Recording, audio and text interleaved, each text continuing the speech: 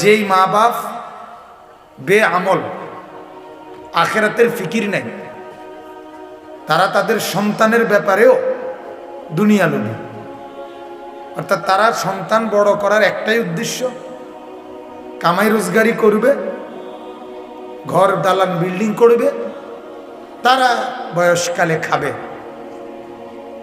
এটাই। এরপরে ছেলেটা নামাজ পড়ুক বা না পড়ুক, আখেরাতে জান্নাতে যাক বা জাহান্নামে যাক, এগুলো আমার দেখার বিষয়। আমার দেখার বিষয় হলো বিদেশ যাও, টাকা কামাই করো, অথবা শহরে যাও, টাকা কামাই করো, অথবা ব্যবসা করো, টাকা রোজগার করো। টাকা হইলেই ঠিক আছে, ঠিক মতো টাকা দিবা। এবার তোমার চরিত্র থাকুক বা না থাকুক, তোমার উপার্জন হালাল হোক বা হারাম হোক, যেটা ইচ্ছা এটা হোক, ওটা আমার দেখার দরকার। টাকা দিতেছে ছেলে ভালো, টাকা দিচ্ছে না ফোলাটা বেলায় না, ফোলাটা কোনো কথা শুনে না। কি সমস্যা চাচা? ঠিক মতো টাকা দেয় না। তাইলে কথা শুনে না না শুনে, এটার মাপকাঠি হলো টাকা।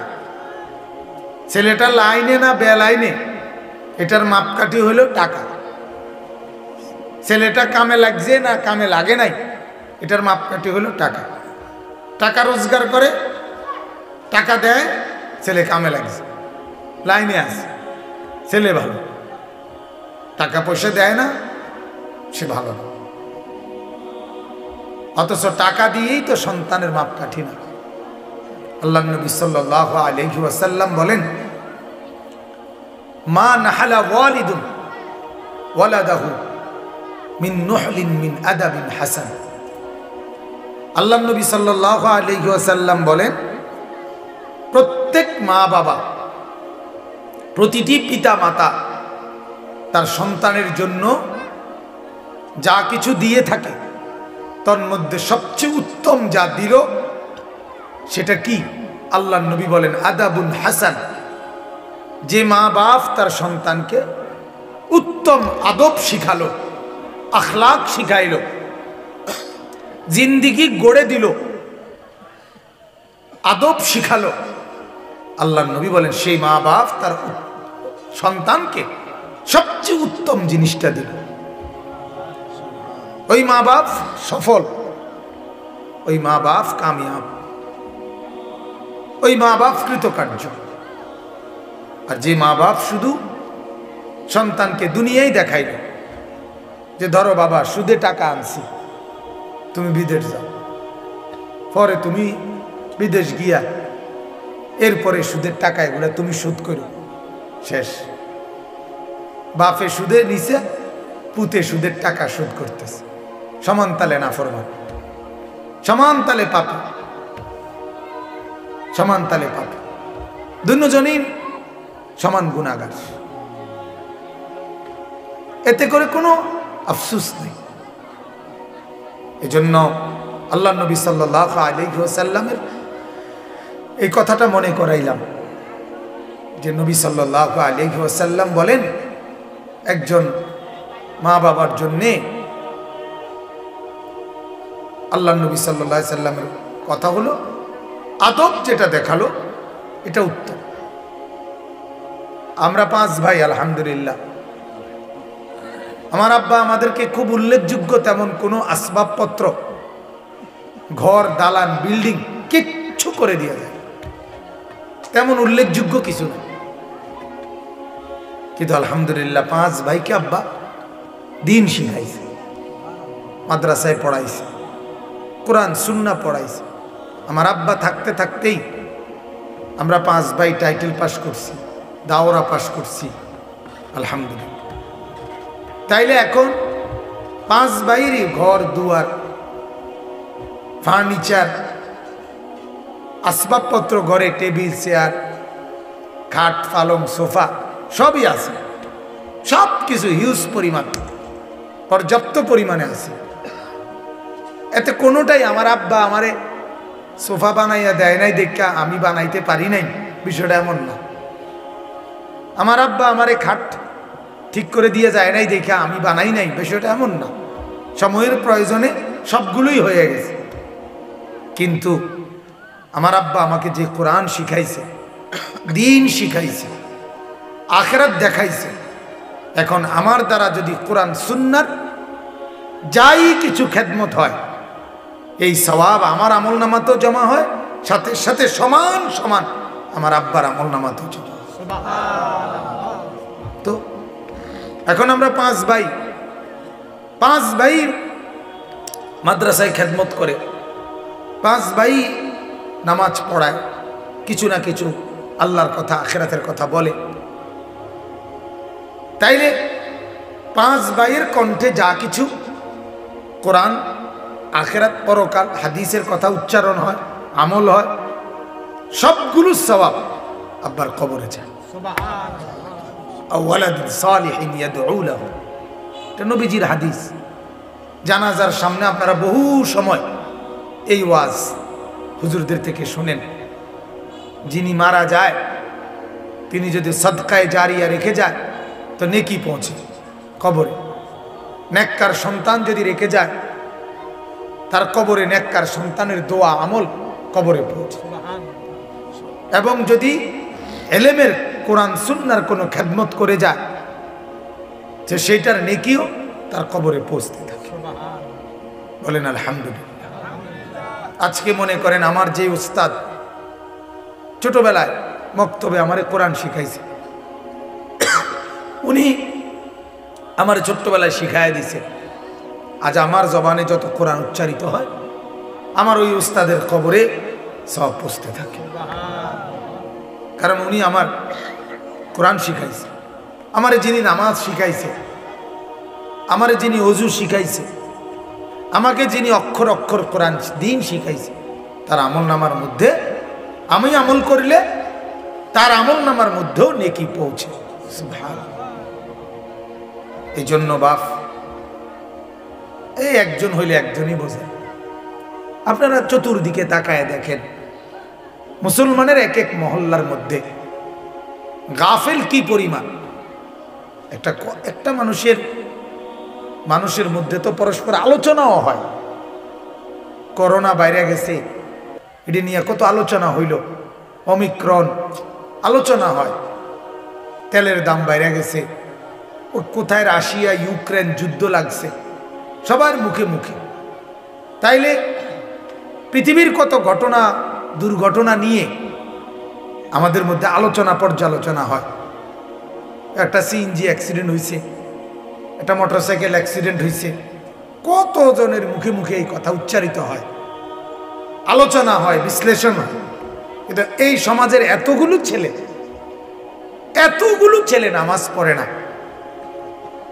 কি সুন্দর জওয়ান ছেলে, কারো নিয়ে মধ্যে চায়ের দোকানে হাঁটতে চলতে উঠতে বসতে ঘরে পরিবারে কারো মধ্যে এই নিয়ে কোনো আলোচনা নাই। কি আশ্চর্য! এমন সমাজ এমন হয়ে গেল কেন? এত অবাক। ঘরের মধ্যে স্বামী স্ত্রী নিজেদের ছেলে পেলের ব্যাপারেও এটুকু আলোচনা নাই যে কি ব্যাপার, আমরা ছেলেটা যে নামাজ পড়ে না, আমরা ছেলেটা যে সারাদিন কই কই ঘুরে, এভাবে তার ভবিষ্যৎ কি হবে, আখিরাত কারো ভাবনা নেই। শুধু মহিলার কথা একটাই, ফোলাগারে কি কোনো লাইন করতেন না?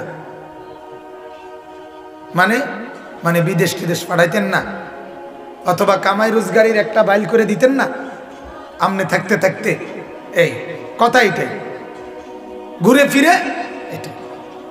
ওই দাদা মুরব্বী ওনার কথা ওইটা, আরে নাতিগার বুঝি একটা লাইন হইল না, মানে বিদেশ, নাইলে কোনো রোজগার, নাইলে চাকরি ব্যবসা ইত্যাদি কিছু। তাহলে জওয়ান বুড়ো প্রত্যেকের মাথাতে একটাই, যে সন্তানাদি নাতি নাতনির দুনিয়া সাজলো কিনা, দুনিয়ার চলাফেরার উপযোগী খানা খাদ্য খাইয়া দুনিয়ার সময়টুকু কাটাইবার উপযোগী হইল কিনা, এটা নিয়েই বুড়ো মানুষ, জওয়ান মানুষ, স্ত্রী, স্বামী, পরিবারের সবার আলোচনা পর্যালোচনা একটাই। এক কথায় এটা নিয়েই আলোচনা। এটা সবাই মিলে দুনিয়া সাজাচ্ছে, আখিরাতের ব্যাপারে সবাই গাফিল। আখিরাতের ব্যাপারে বুড়া মানুষের মুখে বিড়ি সিগারেট, জওয়ান ছেলের হাতে মোবাইলে অশ্লীল ছবি, দোনোটাই নাফরমান, দোনোটাই অপদার্থ, দোনোটাই বেখবর, এক কিসিমেরই দোনোটা। বুঝেন না এই কথাটা? এরও খবর নাই, হেরও খবর নাই। 60 বছরের বুড়ো এখনো বিড়ি খায়, তাইলে এবারও তো আখিরাতের কথা মনেই নাই, কবরের কথা ওনারও মনে নাই। আবার ওই 17-18 বছরের ছেলেটা এক ওয়াক্ত নামাজ পড়ে না, সারাক্ষণ মোবাইল চালায়, টোটো করে ঘুরে, এটারও আখিরাতের খবর নেই। তাহলে গাফেল এই দৃষ্টিকোণে জওয়ান আর বুড়ো কি হয়ে গেল? বরাবর হয়ে গেল, বরাবর হয়ে। ওরা ব্যক্তিগত হাতে হাতে মোবাইল চালায়, আর এতারা বুড়ো মানুষ 8-10 জন মিল্লা সাদওয়ানে টেলিভিশন চায়। একই কথা, এক কথা না, ঘুরে ফিরা রেজাল্ট তো একই, কথা তো একই দাঁড়াইল, কথা তো একই দাঁড়ায়। ওরাও ছেলেরা একজন আরেকজনের লগে কথাবার্তা বলতে সময় গালিগালাজ, মন্দ অসভ্য কথা ছাড়া অন্য কথা বলে না। বয়স্ক লোকও কথাবার্তা বলতে অহরহ অকথ্য গালিগালাজ করে। তাহলে জীবন চলার ক্ষেত্রে আমাদের জীবনের ধারা, চলার ধারা বরাবর বরাবর। জওয়ানেরও খবর নাই, বুড়োরও খবর নাই, কারো মনে নাই। অহুম আনিল আখিরাতে হুম গাফিলুন। আল্লাহ তাআলা বলে তোমরা সকলেই আখিরাত থেকে গাফিল। অথচ আল্লাহ তাআলা বলছেন ওয়ালা তাকুম মিনাল গাফিলিন। আল্লাহর আদেশ, কোরআনুল কারীম আল্লাহ বলছেন। মাওলানা ইব্রাহিম সাহেব জিকিরের কথা বলতেছিলেন। আল্লাহ তাআলা বারবার বলছে, বান্দা যেই হালাতেই থাকো আমার জিকির করো। কিয়ামান, দাঁড়ায়া আমার জিকির করো। বসে আছো আমাকে ডাকো, শুয়ে আছো আমাকে ডাকো, আমাকে ডাকো। এরপরে আল্লাহ বলছে, বান্দা আমাকে তুমি ডাকো ফি নফসি, আওয়াজ ছাড়া মনে মনে, আওয়াজ ছাড়া মনে মনে। এরপরে আল্লাহ তাআলা বলছেন ওয়া খিফা, আওয়াজ ছাড়া, তবে জবান দিয়ে, কিন্তু শব্দ ছাড়া, নিঃশব্দে। অথবা দুনাল জাহরি মিনাল কওল, স্বাভাবিক উঁচা কথার চাইতে হালকা আওয়াজে। তাহলে মনে মনে হোক, নিঃশব্দে হোক, হালকা আওয়াজে হোক, যেভাবেই হোক আমাকেই ডাকো। দাঁড়িয়ে হোক, বসে হোক, শুয়ে হোক আমাকেই ডাকো। ওয়াবতাগু মিন ফাদলিল্লাহ ওয়াযকুরুল্লাহ কাসীরা। আল্লাহ বলে বান্দা রিজিক তালাশ করো, তবে সাথে আমি আল্লাহকে বেশি বেশি জিকির করো। আল্লাহ তাআলা কোরআনে বলেছেন ইদা লাকিতুম ফিআতান ফাসবুতু ওয়াযকুরুল্লাহ। কাফেরের মোকাবেলায়, যুদ্ধের জন্য দাঁড়াইছো, শত্রুর মোকাবেলায় তীর তলোয়ার, ঢাল তলোয়ার, অস্ত্র, মেশিন গান নিয়ে দাঁড়াও, শত্রুর মুখোমুখি মজবুতির সাথে দাঁড়াও, তবে জবানে আমি আল্লাহর জিকির করো। ফাইদা কাদাইতুম মানাসিকাকুম ফাযকুরুল্লাহ। আল্লাহ বলে হজের কাজ করতেছো, মিনাতে, আরাফাতে, মুজদালিফায়, আমার ঘর তাওয়াফ যাই করছো, এখানে ফাযকুরুল্লাহ, আমি আল্লাহ পাকের জিকির করি। ওয়ালি তুকমিলুল ইদ্দাতা ওয়ালি তুকাব্বিরুল্লাহ। রমজান মাসের রোজা শেষ হয়েছে, আমার জিকির করো। ফাইদা কাদাইতুমুস সালাতা ফাযকুরুল্লাহ। নামাজ শেষ হয়েছে, আমার জিকির করো। অর্থাৎ সর্বাবস্থায় আমি চাই তোমার জবানে উচ্চারিত হবে আমার নাম। যেখানে আল্লাহ চায় বান্দা আমার জিকির করবে সারাক্ষণ, সেখানে মনেও পড়ে না একবার এটা কেমন নাফরমান, এটা কেমন মানুষ। সারা দিনে যার একটা ওয়াক্ত নামাজ পড়তেও মন চায় না, ফজরও না, জোহরও না, আসরও না, মাগরিবও না, এশাও না, এটা কেমন শয়তান, এটা কেমন জানোয়ার। এই জানোয়ার কত শক্ত জানোয়ার, এটা কত নিকৃষ্ট জানোয়ার, এটা কত বড় হাইওয়ান, এটা মানুষ হয় কেমন, জানোয়ার, এটা তো হাইওয়ান। আপনি কাকে পালতেছেন? আপনার ঘরে কে ঘুমায়? আপনি একটাবার ভাবেন না কেন? সারাদিনে যে একটা ওয়াক্ত নামাজ পড়ে না, এটা আপনার সন্তান, এটা মুসলমানের ছেলে হয় মিয়া, মুসলমানের বাচ্চা এরকম হয়। এভাবে আল্লাহ ভুলে দিছে আপনার ছেলে, এভাবে আল্লাহ ভুলে গেছে। আপনি এখনো ভাত খাইতেছেন মিয়া। একজন আইসে বলতেছে আপনার ছেলে আগুনের মধ্যে পড়ে যাই গেছে, আপনি তখনও কইতে আছেন আমি বাট্টি খাইয়া সারি। কি করবো ব্যাপারটা এরকম না? আমি বাট্টি খাইয়া সারি 8:02 সাইচা চাই না, অটো ফাইনি ফাইলে যাবো। একজন আইসা বললো আপনার ছেলেটা নোয়াগাঁও স্টেশনে মোটরসাইকেল অ্যাক্সিডেন্ট করছে, রক্তে ভাইসে গেছে। আপনি কইলেন যে আমি ফান্ডা খাইতে আছি, বিড়িটা খাই বা বন্ডা খাইয়া সারি। তো এই পৃথিবীর প্রতিটা মানুষ এই বাপকে কি বলবে? তোর মতো ডাকাত আল্লাহর জমিনে আর আসেনি। ঠিক কিনা বলেন না? বলবে কিনা যে তোর মতো ডাকাত তুই বাপনি না, তোর মতো ডাকাত তো আর হয় না। অথচ আপনি শুনছেন, আমরা জানি এক ওয়াক্ত নামাজ না পড়লে 2,88,00,000 বছর জাহান্নামের আগুনে জ্বলতে হবে।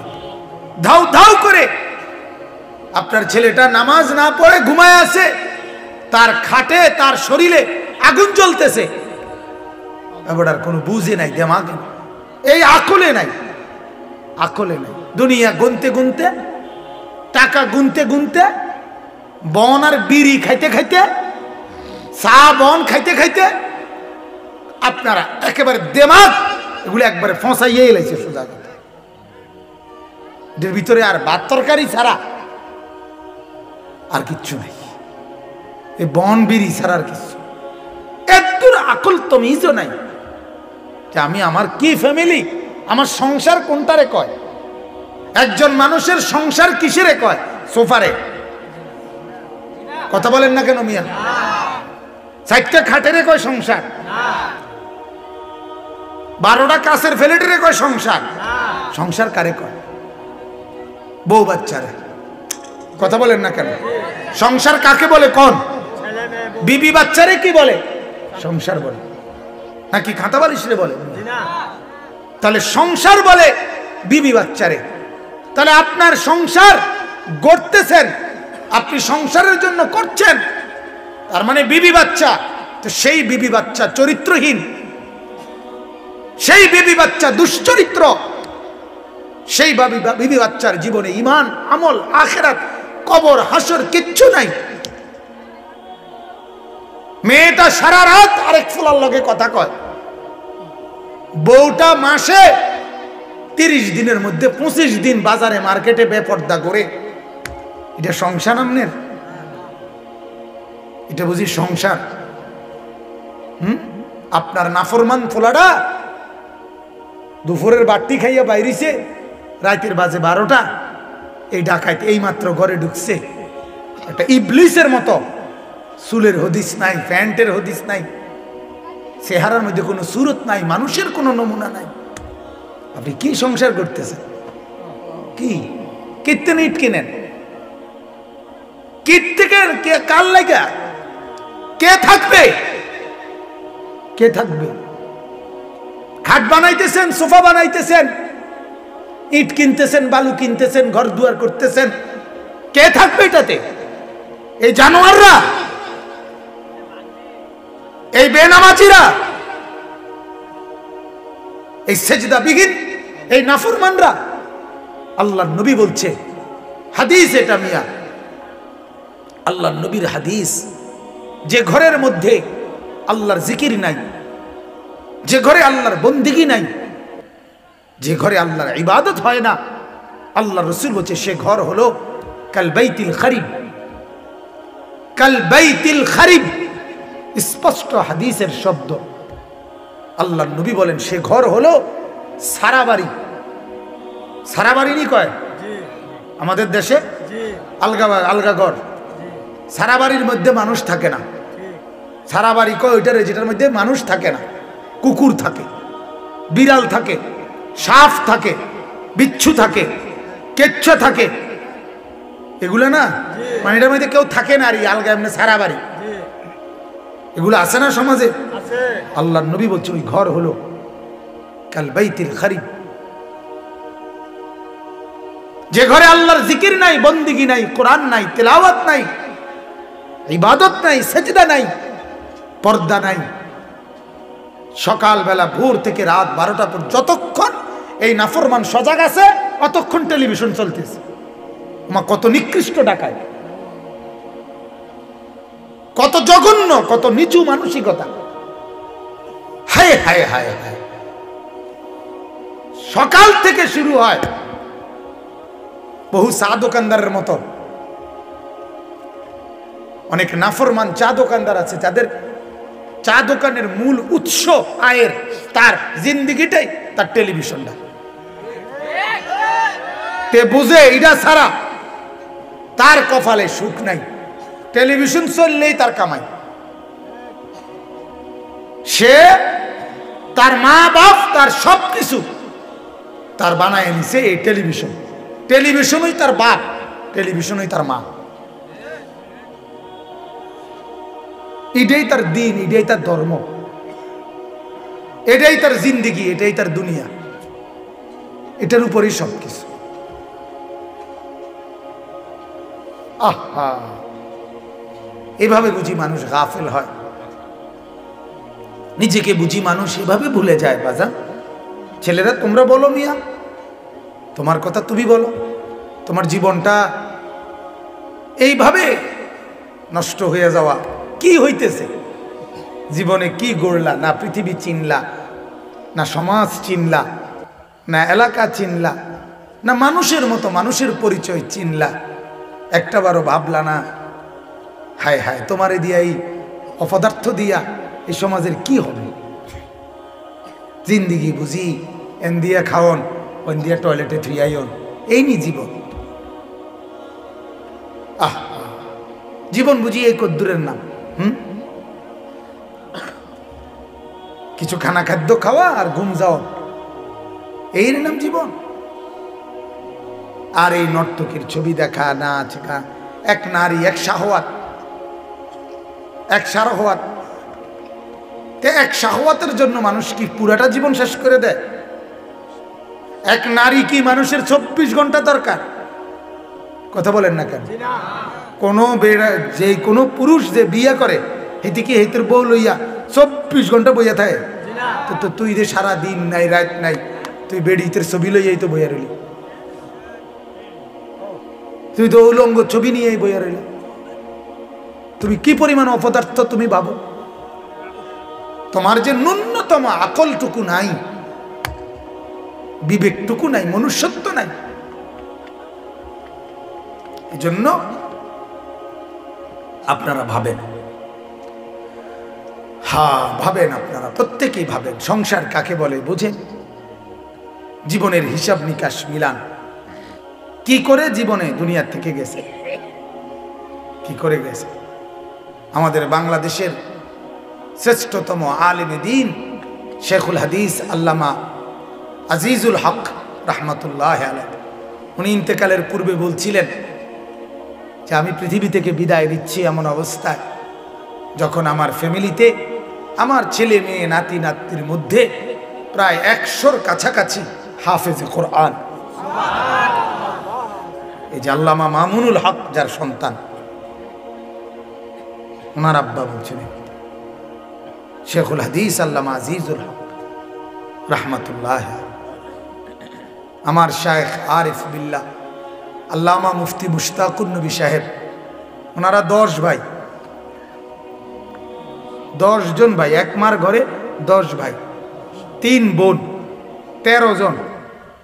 ভাই বোন একই মার ঘরে, আলহামদুলিল্লাহ 13 জন ভাই বোন এখনো জীবিত আছে হুজুরের। 10 জন ভাই, 10 জনই আলেমে দ্বীন, 10 জনই আলেম। হ্যাঁ, তাহলে এটা ওনার জিন্দেগির অর্জন। ওনার হুজুরের আব্বা, হুজুরের আব্বা আমার সরাসরি উস্তাদ, হুজুরও আমার সরাসরি উস্তাদ। ওনারা বাবা ছেলে দুজনই আমার শিক্ষক, বলেন আলহামদুলিল্লাহ। তো এই জন্য বললাম এটা তো জীবনের অর্জন। আমার আব্বা যখন ইন্তেকাল করে, আমার আব্বা আমাদের ঘরে ইন্তেকাল করছে বাসায় 2015 সালে আগস্ট মাসের 8 তারিখ। আমার আব্বার ইন্তেকালের সময় আমরা 5 ভাই 3 বোন, 5 ভাই 3 বোনের ছেলে মেয়ে, আব্বার নাতি নাতনি যা ছিল, সর্বশেষ একজন নাতনি শুধু আমপাড়াটা মানে 30 নম্বর শেষ, ওই যে আমপাড়া কয় যেটারে কোরআন, ওইটাই মাত্র পড়া শেষ করছে। এই মেয়েটা দূরে পড়ে সারছে। এই মেয়েটা সহ অজু কইরা আমরা ভাই বোন, আব্বার নাতি নাতনি সবাই জীবিত। তখন আব্বা ইন্তেকাল করে নাই, চতুর্দিকে বসে আল্লাহর কোরআন পড়তেছিলাম। এই অবস্থায় আমার আব্বা দুনিয়া থেকে বিদায় নিছে। আমি বসে তা আমি তো মনে করি আমার আব্বা কবরে গেলে আমার আব্বারে যদি জিজ্ঞাসা করে মালিক যে কি নিয়ে আসছো, তা আব্বা বলবে মাওলা আমার ফ্যামিলির কমপক্ষে 25 জন সদস্য, ছেলে মেয়ে নাতি নাতনি মিলে আমি তাদেরকে আল্লাহর কোরআন আপনার কালাম তেলাওয়াতরত অবস্থায় রেখে আপনার কাছে আসছি। أم كنتم شهداء إذ حضر يعقوب الموت إذ قال لبنيه ما تعبدون من بعدي। রব্বুল আলামিন বলেন, বান্দা গল্প শোনো আমার কাছে। আল্লাহ বলে, ও আমার বান্দারা, আমার নবী ইয়াকুব তার মৃত্যুর সময় যখন ঘনিয়ে এসেছে, ইয়াকুব নবী তার 11 জন সন্তানকে একত্র করে আল্লাহ বলেন একত্রে পাশে রেখে মৃত্যুর পূর্ব মুহূর্তে ছেলেদেরকে কেবল একটা কথা জিজ্ঞেস করছে, মা তা'বুদুনা মিন বাদি। ও আমার ছেলেরা, দুনিয়া থেকে বিদায় নেওয়ার মুহূর্তে আমি বাপ তোমাদের সন্তানদের কাছে জানতে চাই, বলো তো বাবারা, আমার মৃত্যুর পরে তোমরা ইবাদত করবে কার? ইয়াকুব নবী বললেন, 11 জন ছেলে একত্রে জবাব দিছে, ক্বালু না'বুদু ইলাহাকা ওয়া ইলাহা আবাইক।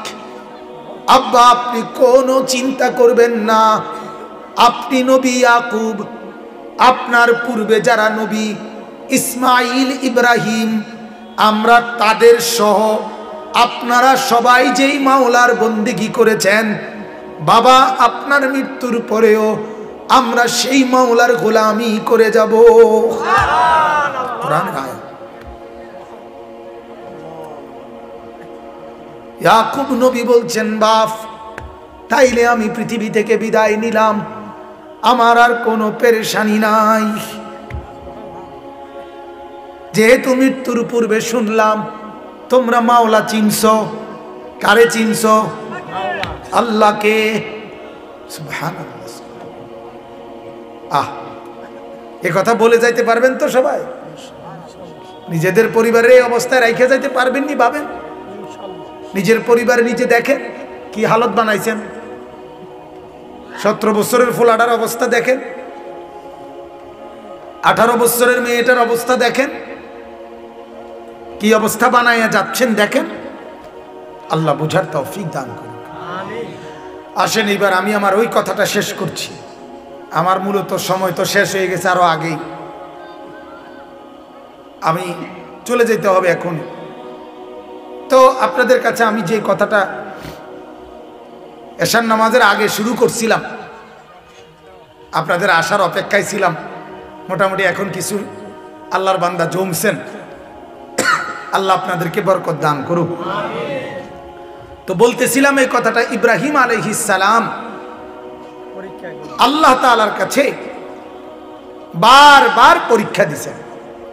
আল্লাহ পাক রব্বুল আলামিন ইব্রাহিম আলাইহিস সালামকে যতগুলো পরীক্ষা নিয়েছেন, সমস্ত পরীক্ষায় উনি সর্বোচ্চ উত্তীর্ণ হয়েছেন। বলেন আলহামদুলিল্লাহ। ফলে আল্লাহ তাআলা উনাকে একটা পুরস্কার দিছে যে ইব্রাহিম, আমি তোমাকে কিয়ামত পর্যন্ত মানুষের জন্য ইমাম বানায় দিলাম। ইন্নী জাইলুকা লিন-নাসি ইমামা, একেবারে কিয়ামত পর্যন্ত আগত সমস্ত মানুষের জন্য আমি তোমাকে ইমাম বানালাম। সেই থেকে সর্বযুগের মানুষ ইব্রাহিম আলাইহিস সালামকে মানত, স্বীকার করত। কিন্তু ঘটনাচক্রে পরবর্তীতে তো আরো নবী আসছে, সমস্ত নবীদের অনুসারী হয়েছে, তো সবাই ইব্রাহিম নবীর নাম জানত এবং ইব্রাহিম নবীকে সবাই মানার চেষ্টা করত। কিন্তু শয়তানের প্ররোচনায় কুফরি আর শিরিক করে করে বহু সম্প্রদায় সহি রাস্তা সিরাতে মুস্তাকিম, যেটা আল্লাহর পক্ষ থেকে মনোনীত পথ, যেটা এটা ভুলে গেছে, ত্যাগ করছে। কিন্তু ত্যাগ করার পরেও করতেছে উল্টা পাল্টা, এরপরও বলতো আমরা ইব্রাহিমের অনুসারী। কথা বুঝছেন? এই ছিল তাদের অভ্যাস। যেমন মুসা আলাইহিস সালামের কওম ইহুদি, তারা মুসা আলাইহিস সালাম পরবর্তী ধীরে ধীরে তারা অসংখ্য ধর্মের মধ্যে, কিতাবের মধ্যে বিকৃতি করে ফেলছে, শরীয়তের বিধিবিধানের মধ্যে। কিন্তু সমস্ত বিকৃতির পরেও তারা বলতো আমরা ইব্রাহিমের অনুসারী। খ্রিস্টান যারা ঈসা নবীর অনুসারী, আজকে যারা এই যে গোটা ইউরোপ খ্রিস্টান, এরা ঈসা আলাইহিস সালামের আসমানে তুলে নেওয়ার পর 200 বছরের ব্যবধানে ওনার ধর্মের মূল বাণী সব ভুলে এলোমেলো করে ফেলছে। অসংখ্য শিরিক, কুফর, অনেক কিছু তারা তাদের মধ্যে ঢুকায় ফেলছে। কিন্তু এরপরেও নিজেদেরকে তারা দাবি করত আমরা ইব্রাহিমের অনুসারী। এরপরে মক্কার কাফেররা, কুরাইশরা সরাসরি তারা ছিল, বিশেষ করে এই যে মক্কার কুরাইশরা যারা, আবু জেহেল, আবুল আহাব, উতবা, সাইবা, এরা প্রত্যেকেই ছিল সরাসরি হযরত ইব্রাহিম আলাইহিস সালামের ছেলে ইসমাইল, এই যাকে নিয়ে এত আলোচনা, ইব্রাহিম ইসমাইল নবী, উনার বংশধর। এই কুরাইশ, এই আবু জেহেল, আবুল আহাব, উতবা, সাইবা, এরা সব নবীজির দাদা আব্দুল মুত্তালিব, ওনারা সবাই ইসমাইলের বংশধর ছিল, নবীর বংশধর।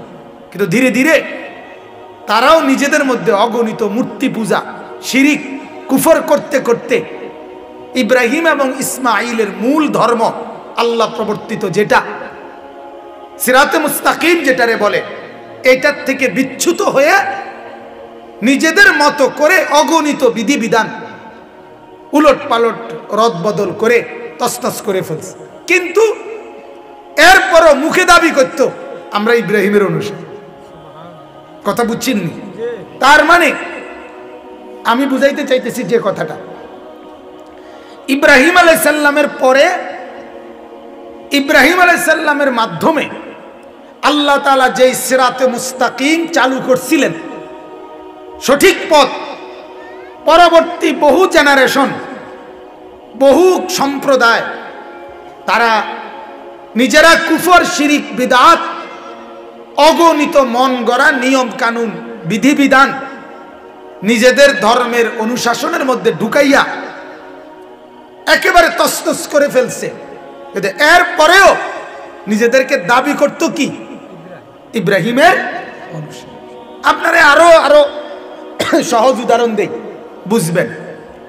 আমাদের বর্তমান মুসলিম সমাজে অসংখ্য অগণিত মানুষ যারা তাদের ছেলে মেয়ের বিয়েতে ইসলাম ধর্মের, নবীর সুন্নতের, নবীর তরিকার একটাও পালন করে না, কিন্তু এরপরেও নিজেকে বড় গলায় দরকার হলে জিলাপি 2 কেজি বাড়াইয়া দিয়ে হইল নবীর আশেক এটা দাবি করে। দরকার হলে জিলাপি 5 কেজি আমারতে যাবি, আরো 5 কেজি বাড়াইয়া কেন? আমি বুঝাইতে হইব আমি আশেকের রসুল, আমি আশেকের রসুল।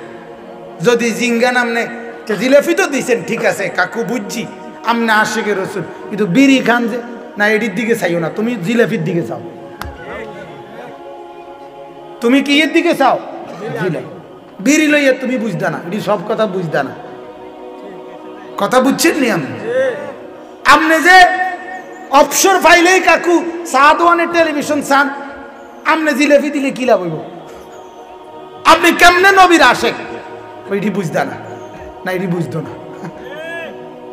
কথা বুঝছেন নি? আপনি এর অগণিত মানুষ আছে যাদের জীবনে, জিন্দেগিতে, চেহারায়, সুরতে, আমলে, আখলাকে রাসূলুল্লাহ সাল্লাল্লাহু আলাইহি সাল্লামের 100 সুন্নত যদি এমনি লেখা হয় আর প্রত্যেকের সাথে মিলানো হয়, যে আপনি বলেন যে একটা মেসওয়াক, এই মেসওয়াকটা গত 10 বছর নবীজি মৃত্যু পর্যন্ত মেসওয়াক করছে, এটা যে নবীজির সুন্নত, এই ব্যাপারে পৃথিবীর কোন মৌলবীর মধ্যে মতানৈক্য নাই। কথাটা বুঝছিনি আমার? সারা পৃথিবীর কারো কাছে এই নিয়ে দ্বিমত নাই যে মেসওয়াক যে কার সুন্নত। কিন্তু আপনি দেখেন উনারে জিগাইয়া যে গত 10 বছর, গত 10 মাস, গত 1 মাস টানা প্রতিদিন ধারাবাহিকভাবে নিয়মিত আপনি মেসওয়াক করছেন, এরকম আশেকে রসুল এই দাবিদার আপনি কয়জন খুঁজা পাইবেন? এই হাজিরা খাতার নাম উঠাইলে তখন টের পাওয়া যাবে, তখন বুঝবেন, তখন বুঝবেন। এভাবে যদি মিলান, এভাবে মিলান, আপনি আগামীকাল চতুর্পাশের 100 ঘরে আগামীকাল বৃহস্পতিবার আপনি রিপোর্ট নেন, শুক্রবার আমি এদিক দিয়ে যাবো ফরদাবাদ, আমারে লিস্টি দিবেন যে 100 ঘরের মধ্যে নবীর সুন্নত দস্তরখান আছে কয় ঘরে? কথা বুঝেন নাই আপনি? এই হিসাবটা আপনি আমারে যাইতে সময় দিয়েন। কিভাবে আপনি নবী প্রেমিক, কিভাবে আপনি রাসূল প্রেমিক? আপনার ঘরের মধ্যে দিবা নিশি টেলিভিশন চলে, আপনি কিভাবে নবী প্রেমিক? আপনার কলিজার মধ্যে একটাবারও এই কথার বুঝ আসে না? কথা বলেন না? নবী সাল্লাল্লাহু আলাইহি সাল্লাম 23 বছরে 30 পারা কোরআন, আর এত হাদিস, এত যুদ্ধ, এত জিহাদ, এত মেহনত, এত কষ্টের বিনিময়ে আমাদের জন্য শুধু নবীর উম্মত হিসাবে করণীয় রাখছে কেবল একটা জিনিস, যে তোমরা মাঝে মধ্যে 20-30 মিনিটের একটা অনুষ্ঠান কইরা কিছু জিলাপি সিন্নি একত্র করে আমার জন্য দুরূদ শরীফ পড়বা। এতদূর বুঝ পাইলেই আমার 23 বছর সারিব, আর কিছু লাগতো না। এর জন্যই তো নবীজির 23 বছরের মেহনত, ঠিক না? বিবেকে কি বলে? ইনসাফে কি বলে? মিয়া ইনসাফ কি বলে? বিবেক কোথায় আমাদের? 23 বছরে বুঝি নবীজি আমাদের জন্য একটা অনুষ্ঠান করব আমরা, এটার জন্য নবীর এই মেহনত ছিল না? আহা, আফসোস, আফসোস মুসলমান, এতটুকু বিবেক যার নাই যে নবীজির মহব্বত মানে কি, নবীর ভালোবাসা মানে কি, এতটুকু বুঝো যার নাই, সে বুঝলোটা কি জীবনে? সে বুঝলোটা কি? অতএব আমি এবার বলতে চাই, এই ইয়াহুদিরা, খ্রিস্টানরা এবং মক্কার কুরাইশরা সবাই দাবি করত আমরা ইব্রাহিমের অনুসারী। কার? আল্লাহ তাআলা বলেন নবী এখানে আইসা এই কথাটা বল শেষ। সূরা আনআমের 161 নম্বর আয়াতে আল্লাহ তাআলা নবীজিকে বলেন, বন্ধু আপনি এদের সবাইকে বলে দেন তোমরা কেউ ইব্রাহিমের অনুসারী না, তোমরা কেউ সঠিক পথের অনুসারী না, বরং সঠিক পথ ওইটা আমার আল্লাহ আমি মুহাম্মদকে যেই পথ দেখাইছে সেটা। কথা বুঝছেননি? আজ আমি যেটা বলতেছি তোমাদের কাছে, আমি রাসূল যেটা বললাম এটাই একমাত্র আমার আল্লাহর পক্ষ থেকে হেদায়েত, এটাই সিরাতে মুস্তাকিম, এটাই প্রতিষ্ঠিত দ্বীন, এটাই মিল্লাতে ইব্রাহিম। এই যে আল্লাহ তাআলা বলেন কুল, নবী আপনি বলুন, ইন্নানি হাদানি রব্বি, নিশ্চয়ই আমার আল্লাহ আমাকেই কেবল হেদায়েত দিয়েছেন, সঠিক পথ দেখিয়েছেন। কিসের? ইলা সিরাতিম মুস্তাকিম। সিরাতে মুস্তাকিম কোনটা? জান্নাতের রাস্তা কোনটা? আল্লাহর সন্তুষ্টির রাস্তা কোনটা? এটা একমাত্র এই মুহূর্তে সঠিকটা সিরাতে মুস্তাকিমটা আল্লাহ আমাকে জানাইছে। কাকে? আমাদের নবীকে। কাকে বলেন না? এরপর আল্লাহ বলেন দীনান কিয়ামাম মিল্লাতা ইব্রাহিম। এই আল্লাহ আমাকে যে দ্বীন দিয়েছেন এটা কিয়ামান, এটা সুপ্রতিষ্ঠিত, এটা এমন দ্বীন দিছে পৃথিবীর যত ঝড়ঝাপটা, পৃথিবীর যত বিরোধিতা, যত কিছুই হোক, এটাই একমাত্র পৃথিবীতে টিকে থাকবে। মিল্লাতা ইব্রাহিমা, এটাই একমাত্র মিল্লাতে ইব্রাহিম, ইব্রাহিমের মিল্লাত, ইব্রাহিমের প্রকৃত অনুসারী। সুবহানাল্লাহ। হানিফান, যেই ইব্রাহিম ছিল একনিষ্ঠভাবে আল্লাহর অনুগত। কার অনুগত? ওমা কানা মিনাল মুশরিকিন। আল্লাহ বলে নবী বলে দেন তোমাদের প্রত্যেকের মধ্যে শিরিক আছে। কেউ ঈসা নবীকে আল্লাহর ফুত বানাই লাইছো, শিরিক। কেউ উজায়ের নবীকে আল্লাহর ফুত বানাই লাইছো, তোমরা ইহুদিরা, এটাও তো শিরিক। তোমরা শত শত 360-এর বেশি মূর্তিরে কাবা ঘরের মধ্যে ঢুকাইয়া তোমরাও তো এগুলারে আল্লাহর দিকে দেবতা বানাই লাইছো, ইবাদতের উপযুক্ত, এগুলোও তো শিরিক। আল্লাহ বলেন নবী বলে দেন শিরিক আছে যার মধ্যে সে কখনোই ইব্রাহিমের অনুসারী হইতে পারে না। কারণ ওয়ামা কানা মিনাল মুশরিকিন, ইব্রাহিম নবী কখনোই মুশরিক ছিলেন না। কি ছিলেন না? মুশরিক ছিলেন। এরপর আল্লাহ বলেন নবী বলে দেন কুল ইন্না সালাতি ওয়া নুসুকি ওয়া মাহইয়ায়া ওয়া মামাতি লিল্লাহি রাব্বিল আলামিন। নবী আপনি বলে দেন আমি যেই নামাজ পড়ি আল্লাহর জন্য, আমি যেই কুরবানি করি আল্লাহর জন্য, আমি যেই হজ করি আল্লাহর জন্য, আমি যা বন্দিগি করি আল্লাহর জন্য, ওয়া মাহইয়ায়া আমি যে বেঁচে আছি আল্লাহর জন্য, আমি যে মরব, ওয়া মামাতি আল্লাহর জন্য, লিল্লাহি রাব্বিল আলামিন, রব্বুল আলামিন আল্লাহ পাকের জন্য। অতএব তোমাদের কারো তাবেদারি, দুনিয়ার কাউরে উঠানো নামানো, দুনিয়ার অর্থবিত্ত জমা, এর জন্য আমার কিছু না। আমার সবটাই বেঁচে থাকা, মরে যাওয়া। কিছু কইবা দোস্ত?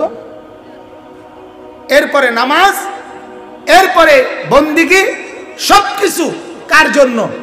কাজে সবকিছু যার আল্লাহর জন্য সেই কেবল ইব্রাহিমের অনুসারী। কারণ ইব্রাহিমের সবকিছু ছিল কার জন্য? আল্লাহ এটা বুঝাইছে না, ছেলেটারে আদর করবা না আমার জন্য। ইব্রাহিম বলছে ঠিক আছে। ছেলেটাকে বাড়িতে রাখবা না আমার জন্য, ঠিক আছে।